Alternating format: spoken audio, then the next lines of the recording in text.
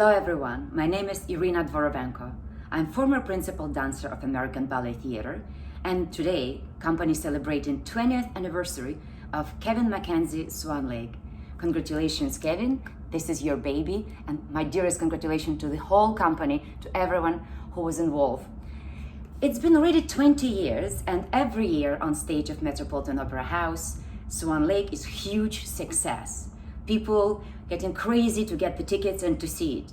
And this ballet first has been created in 1877, and production was a failure. And I think in 1895, when Marius Petipa revived this production. Since then, this production continues to be the huge success. Swan Lake is a dream role for every ballerina. It's a huge task, it's a huge challenge, because in one performance, ballerinas must show two sides, lyrical and technical. So Odette needs to be pure, beautiful, white swan, queen of swan. It needs to have a quality of liquid transition, beautiful extension, wonderful alignment, gorgeous arms, beautiful port de bras. You need to be so vulnerable, so beautiful. And then, daughter of the Rothbard, Odile, it's black and white. She needs to be sharp, electric, magnetic, powerful, technically flawless. So it's really huge challenge for every ballerina to deliver this performance on the top level. And I think I myself was dancing this ballet more than any other ballet in my whole career. I started when I was 19 or 18 years old. That was my first Swan Lake, and I finished dancing Swan Lake when I was pretty much close to 40. And every time you go on stage, you still challenge some problems or some things that you want to make it better. And with the years, every performance brings some different layers of colors. So there is so many different interpretations. How could you portray Odette and Odile? It's really, really one of the best performance. It's an exam for the female ballerina, how to be a ballerina. Hello everyone, my name is Maxim Beloserkovsky and I'm former principal dancer of American Ballet Theater. I was lucky enough to be there from the day one, from the day when Kevin decided to mold the new production of Swan Lake. And for every dancer is a priceless experience when you in studio in the moment of creation, that you're not replicating an existing character, but you're really there with the choreographer himself. So I was lucky enough. And then I performed the role of Prince from the day one till the day I retired. So I think it's close to 12 or 13 years. And I must say it was a very special experience. I loved everything about this production. I loved to be Prince, and what's not to love, you know what I mean? My Prince changed with the years, you know what I mean? First it was very young, rebellious, almost kind of following the orders of Kevin, and then with the years I found myself, my own voice, my own interpretations, and Kevin saw that and let me go my own ways, and for which I'm very grateful, because it's just helped me to mold myself into the artist I wanted to be. I must say that Kevin's production, particularly for Prince, is not an easy one, and I think a lot of princes who one day may watch this video will agree with me, because number one, it only has one intermission, which means that the first and the second act go together and the third and the fourth together. The first act, and I've danced many productions, wasn't easy because it's truly a danceable act, right? So you really have to, there is a lot to do there. You're not just sitting on a throne and bowing and sort of acknowledging corps de ballet. You really have a mini variations. You have a phenomenal slow solo, very challenging, very risky because a lot of things could go wrong, and then it goes straight to the white act, so without break. It's just this continuous thing. Then you have a 20 minutes intermission, and then you go straight to the Black Swan, followed by a fourth act. So I must say it was a very tasking, it was almost like a feeling of marathon, but I loved every second of it. You know, it truly holds a very special place in my memory, and I've danced Kevin Swan Lake probably more than any other ballets in my career, just because the production was part of every season. It's still one of the most desirable amongst fans and friends of ballet theater. It's the hottest selling ticket. People want to see their favorites, people want to see the production, people want to see the debuts, and it's still talk of the town. So I just want to encourage everyone and use this opportunity when we are back to a normal life and American Ballet Theater is back to the Metropolitan Opera. Don't miss this opportunity. I guarantee you will be transformed. It is a beautiful production and the company truly masters it. And you will see your familiar stars and you will see some young names, and this is the course of life and this is how it should be. And I'm lucky enough to pass my experience now to the future generation. I work personally with a lot of ABT dancers and help them with their debuts, particularly debuts in Swan Lake. You know, we work on the pas de trois, we work on the Rothbard, we work on a Swan Queen, and it's a magnificent how with the time I became that connecting link, because like I said, I was there from the beginning. So whatever was said to me in the day one, it stays with me. Was me and Kevin in studio molding this together. So now my duty is to pass this to a future generation, and I feel incredibly lucky doing so. So again, happy birthday. I'm honestly wishing the best to Kevin and to the company, and have another 20 years. It's a truly blessing, it's a milestone, and it's been an incredible privilege to be a part of this ballet.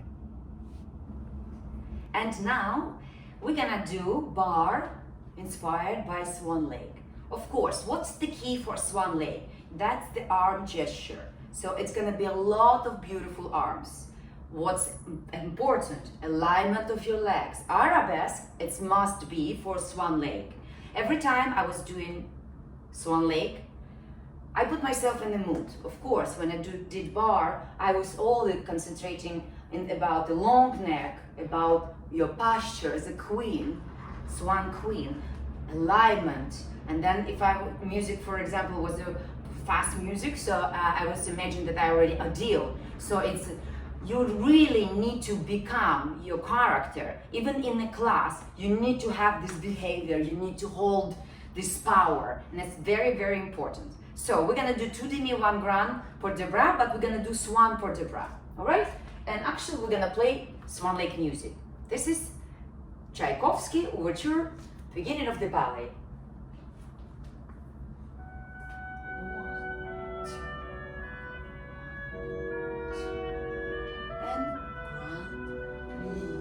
Watch your spine. Now arms going up, down, up, down, up, down, out. Second position. Grand. And now put the bra. Out, two,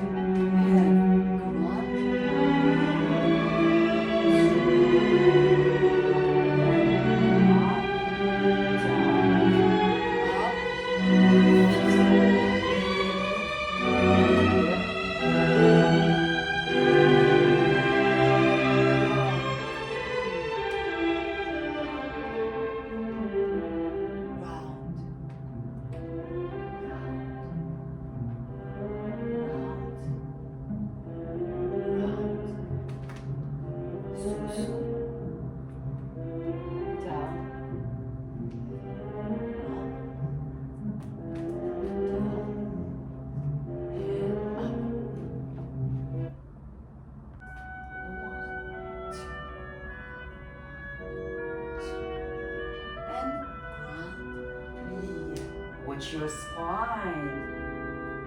Now arms going up, down, up, down, up, down, out. Second position. Ground. Hip. And now vertebra.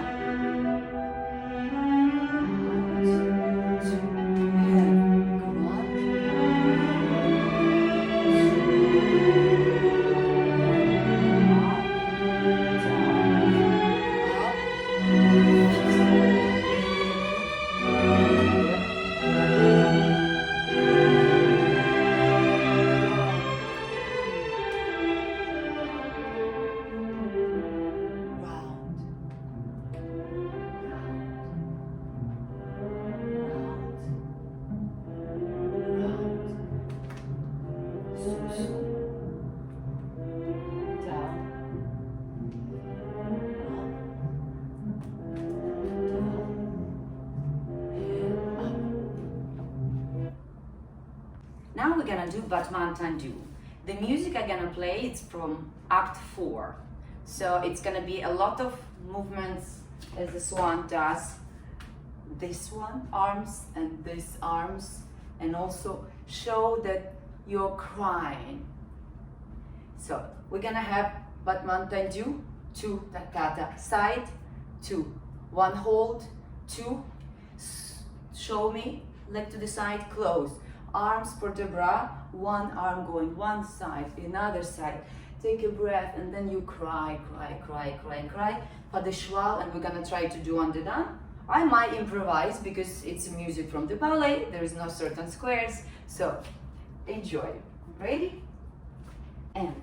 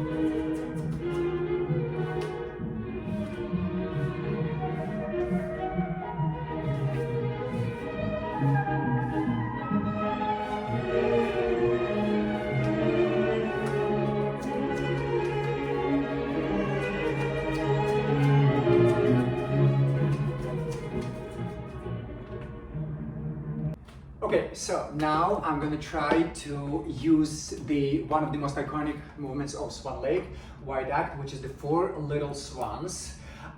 It's a beautiful piece, beautifully created, with a very strong music and consistent, and it's 4 girls that have to be absolutely identical. So will take the liberty to take the music of 4 little swans and incorporate into my own combination of jeté with some of the iconic movements. Okay.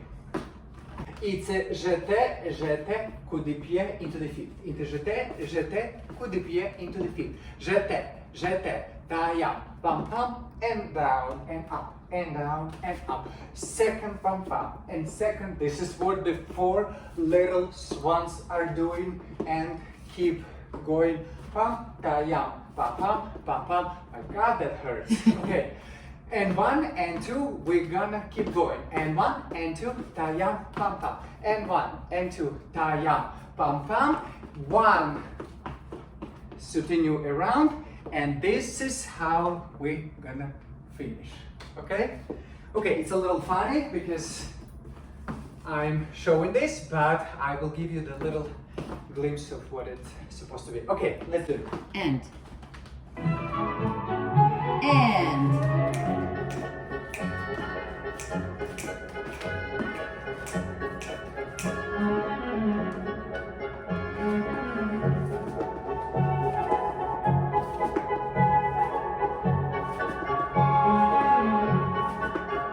Going back.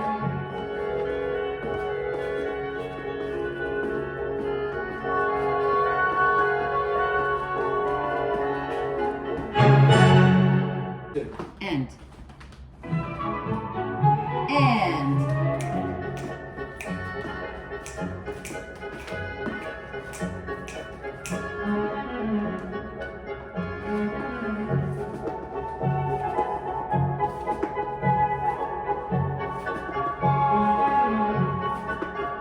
Going back.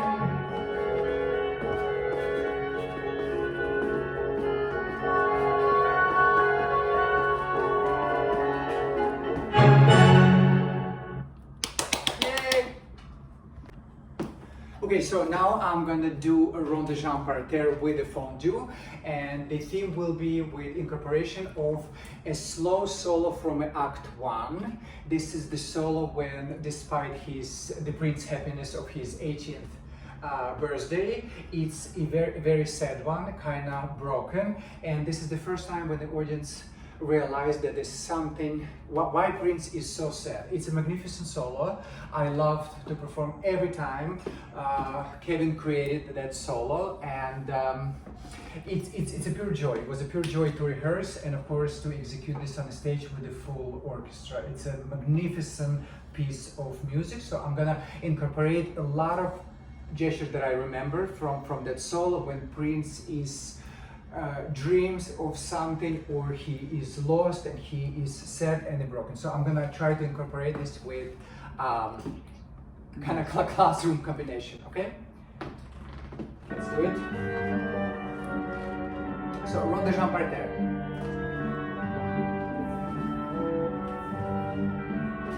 This is a fondue front, and this is this iconic moment that we're gonna continue.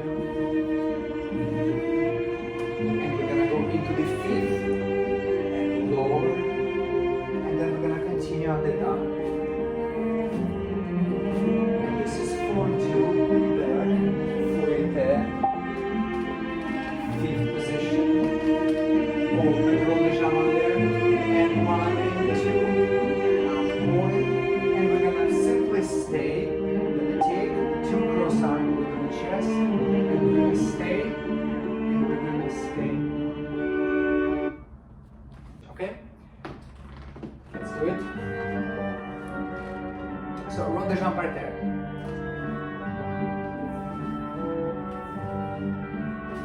This is a fondue front, and this is this iconic moment that we're gonna continue. And we're gonna go into the fifth and lower, and then we're gonna continue on the down. And this is fondue, back, fouetté, fifth position. Open rond de jambe there, and 1 and 2. Point, and we're gonna simply stay. We're gonna take 2 cross arms within the chest, and we're gonna stay, and we're gonna stay. Let's do it. So, rond de jambe parterre.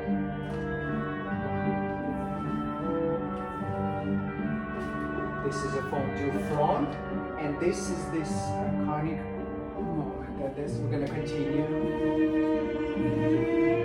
And we're gonna go into the fifth and lower, and then we're gonna continue on the down. And this is fondue, back, fouetté, fifth position. Open rond de jambe there, and 1 and 2. Point, and we're gonna simply stay. We're gonna take 2 cross arms within the chest, and we're gonna stay, and we're gonna stay. now we're gonna do frappe and petit battement. We're gonna be using music from the Black Swan coda. So in the coda, that's the last movement which Adil going towards the prince. It's really sharp and precise movement. So we're gonna try to do something like that, right? Ready? And 1, 2, 3. 1, stay. 1, 2, 3. 1, stay. And full in turn. Up, 2, 3, ba, ba, ba. 1, 1, 1, 3, ba, ba, ba,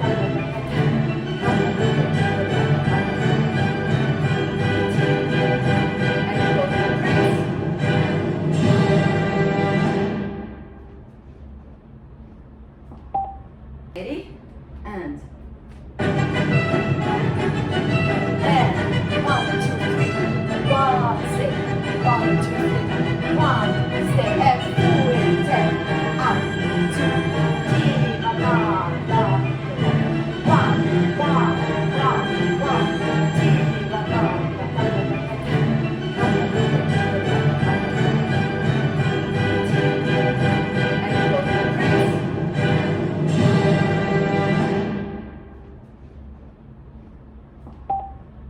and 1, 2, 3. 1, stay. 1, 2, 3. 1, stay. And full in turn. Up, 2, 3, ba, ba, ba. 1, 1, 3, ba, ba, ba.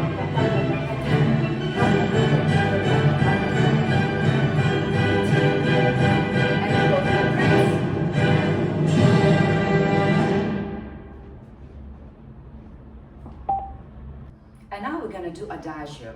Of course, for the white swan, for that, the liquid signature, extension, alignment, it's a key, and exactly also transition.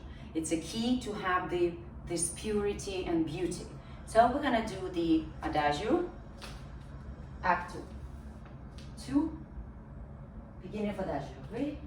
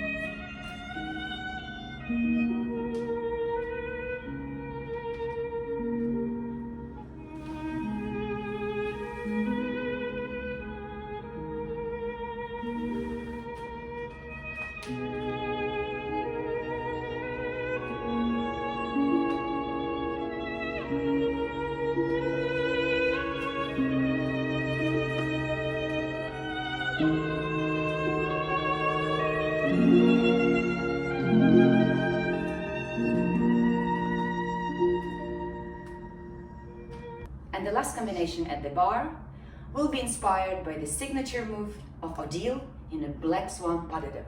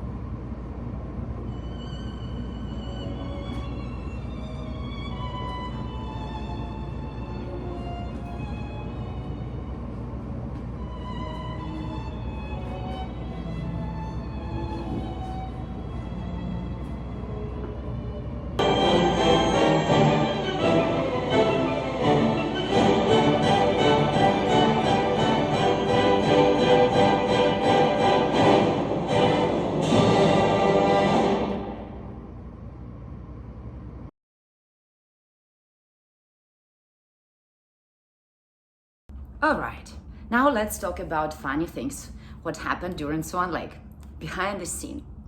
I do remember it was shocking. It's maybe not funny, but it was shocking. Then my first entrance as Odile. That's fabulous music, expectation. People want to see you. Who's Odile? Who's Odile? And the first entrance for Odile is behind the closed doors. And Rothbard and Odile stays behind the door.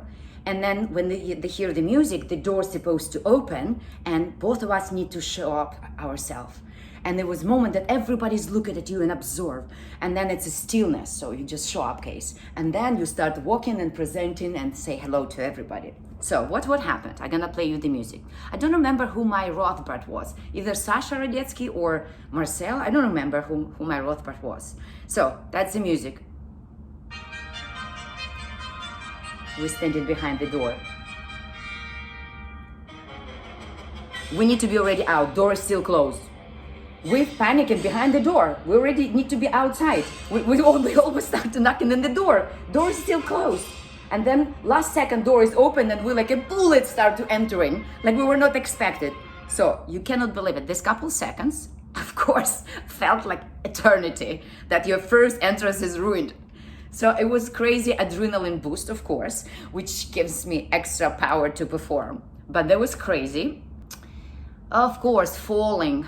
It's been challenging for everybody. I do remember when we just started rehearsing falling, we had like literally falling lessons from the cliff into the mattress. And I do remember every girl had the neck bracelet because by banging on the mattress, it's like slap in the face. Your neck is, you really need to learn the technique how to fall. And you cannot, like a cat, open fall. So you need to really fall gracefully when you fall. And this is really dangerous when you hit the mattress. So that's a bit scary actually, but we all ballerinas matured and learned how to do that. Now, I also have been asked to share some of the funny stories about Swan Lake. So I have one in particular, and if Kevin one day will watch this video, and I hope he will remember, because when I share my experience with him in the studio, and it's been a couple years since I've done that, so he was genuinely laughing because it's so funny to me. So I tried to be as brief as possible. So like I said in the previous video, the production has only one intermission, which means that the entire company is sharing the stage, right? There's a lot of people coming and going, and in a ballet we have that we use rosin for specific reasons, so we not sleep, and it kind of gives you a little security. But you know, when let's say 50-60 people come and go on stage different times and all of them using rosin, by the end of the ballet the stage gets very sticky, and the floor for Kevin's Swan Lake actually has a paint over marley, which by itself is a little bit thicker and stickier. So when you add a certain amount of rosin, it just gets like super sticky. So the point, this is the funny story. I don't know if any other princess ever experienced that, but it was incredible. I don't know if it's a type of shoe I was wearing. It has a difference between canvas and leather, but anyway, this is my story. We're talking about fourth act, and there is a right before the pas de deux, when it's a very deep and dramatic moment when Prince arrives to the lake.